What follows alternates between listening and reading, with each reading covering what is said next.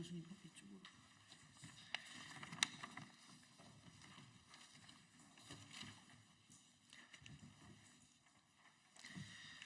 조국혁신당 차기권 의원입니다.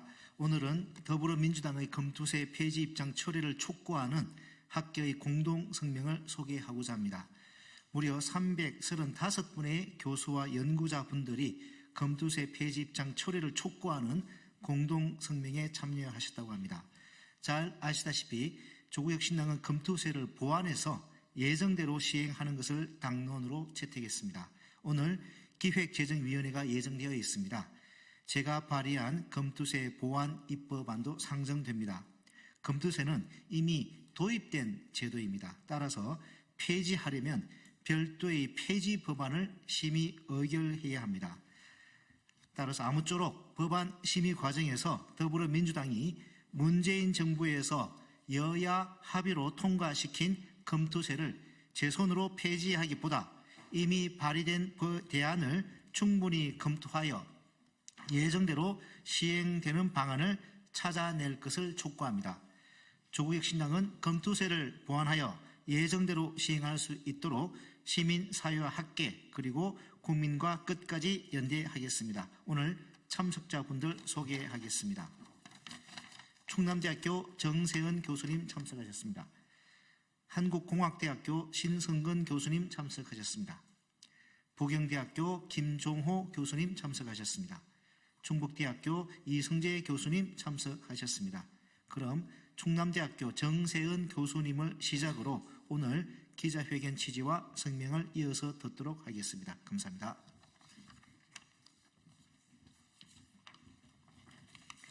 예, 오늘 기자회견의 취지와 그리고 그동안의 이 경과 335명이 사명을 하게 된 그 경과에 대해서 짧게 말씀드리도록 하겠습니다. 저희가 선진화된 경제 혹은 선진화된 사회로 간다라고 하는 거는 기본적으로는 투명하게 누가 얼마를 벌고 있는지 그리고 누가 얼마큼을 가지고 있는지 이것들이 투명하게 되어야 되는 것이고 그리고 버는 만큼 세금을 내는 그러한 공정함이 있어야 되는 그런 사회라고 생각이 듭니다. 투명한 사회 그리고 공정한 사회 그러한 사회의 기반 하에서 우리가 선진화도 할 수 있고 경제성장도 할 수 있고 이제 그런 것이라고 생각이 듭니다. 예전에 그 금융실명제 이후에 지속적으로 이제 그 금융소득에 대해서 과세를 해야 한다 그렇게 하지 못했기 때문에 그런 논의가 30년간 지속이 되었고 그러한 오랫동안의 그런 논의와 합의를 거쳐서 이미 4년 전에 저희가 금융투자소득세를 이렇게 도입했습니다. 그런데 실시하지도 않은 이 상태에서 폐지한다 그리고 그동안의 수많은 논의와 사회적 합의나 이런 것들을 깨고 이렇게 폐지한다라고 하는 것은 한국 사회를 30년 뒤로 후퇴시키는 그런 일이라고 생각이 듭니다.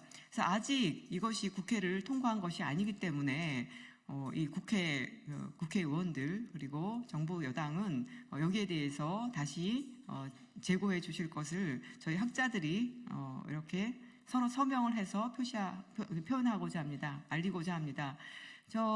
이 성명서를 만들어서요, 한 3일 정도 이렇게, 이 교수님들께, 저희가 그 연락처를 가지고 있는 교수님들께 연락처를 돌렸고, 그래서 이 짧은 시간 안에 335명의 교수 연구자분들이 이 뜻에 동의하셔서 서명을 해주셨습니다.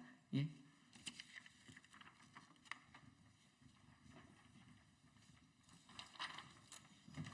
네, 안녕하십니까. 신승근 교수입니다.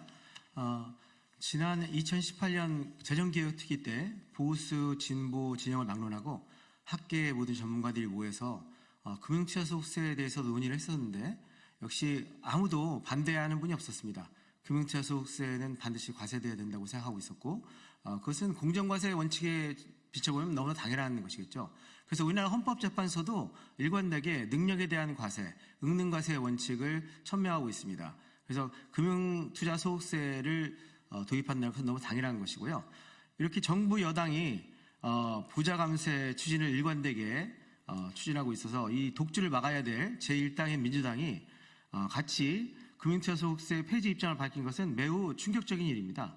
그래서 민주당은 금융투자소득세 폐지 입장을 즉각 철회하고 서민과 중산층을 위한 복지 재원을 마련하기 위해서 공정과세 원칙을 일관되게 추진하길 바라겠습니다. 이상입니다.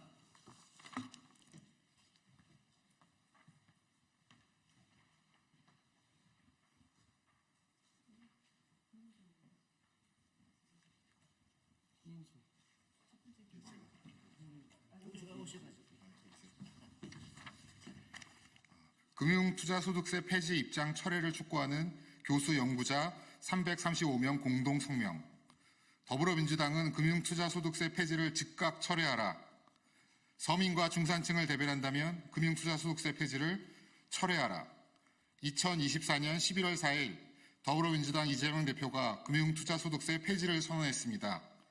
주식시장이 너무 어렵고 주식 투자자들의 입장을 고려하지 않을 수 없다는 것이 이유였습니다. 서민과 중산층을 대변한다는 민주당은 1% 주식 부자들의 세금은 걱정하면서 경제와 민생의 어려움을 벼랑 끝으로 몰린 서민, 노동자, 자영업자들의 고통은 보이지 않는 듯합니다. 일용직 노동자의 근로소득에도 6%의 세금을 매기는데 10억 원 이상을 투자하여 거둔 소득에는 세금을 걷지 않겠다는 것입니다.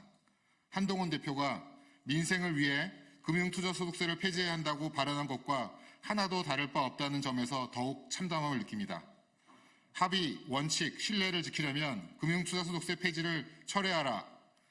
금융투자소득세는 소득이 있는 곳에 과세한다는 조세 원칙을 실현하고 금융상품에 따라 소득 구분, 세율, 상품 간 손익통산이 제각각 적용되어 복잡하고 일관성 없는 과세 체계를 합리화하기 위해 도입되었습니다.